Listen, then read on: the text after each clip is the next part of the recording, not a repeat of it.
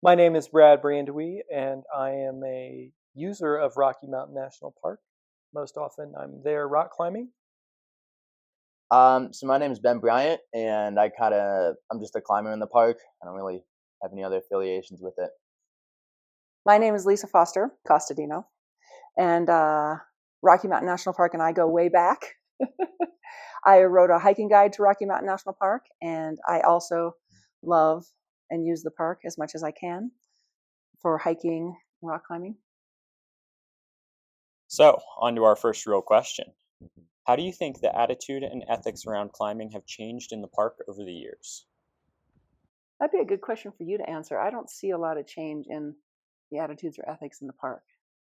I kind of agree with that. I think overall the attitude is still very traditional in the park. As opposed to that, how do you think the attitude and ethics among climbers at large have shifted over the years? I think that's the greater issue. Yes. Yeah, I think it has evolved like every sport. Every sport evolves over time, and climbing is no different.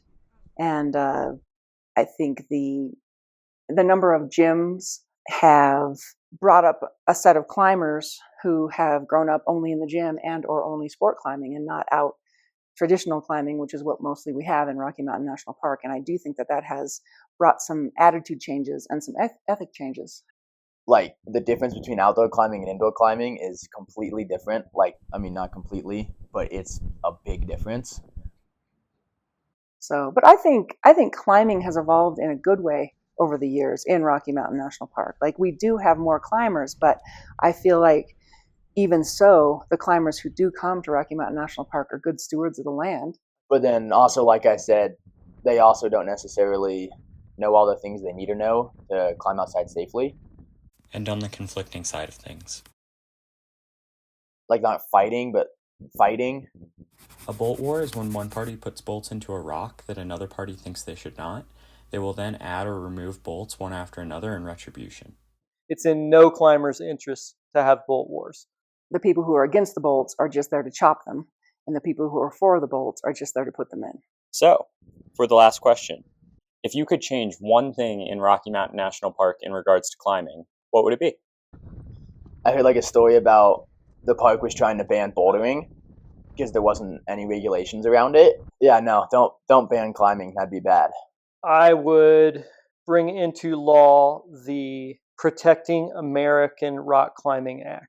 It's a response to the Forest Service and the Park Service trying to implement a complete ban on all pitons and bolts in wilderness areas. So the logic being you shouldn't leave anything in a wilderness area. I agree with what he said. So obviously this is a documentary. Is there anything that you super want the public to know about climbing? I don't know. It's a lot of fun. Like it's painful, but it's like a fun, painful kind of way. So like if you haven't tried it, you should try it. Go climbing. Find someone to take you climbing. It's a great experience, and it might look different after you've done it. I would say get out and enjoy Rocky Mountain National Park and vote.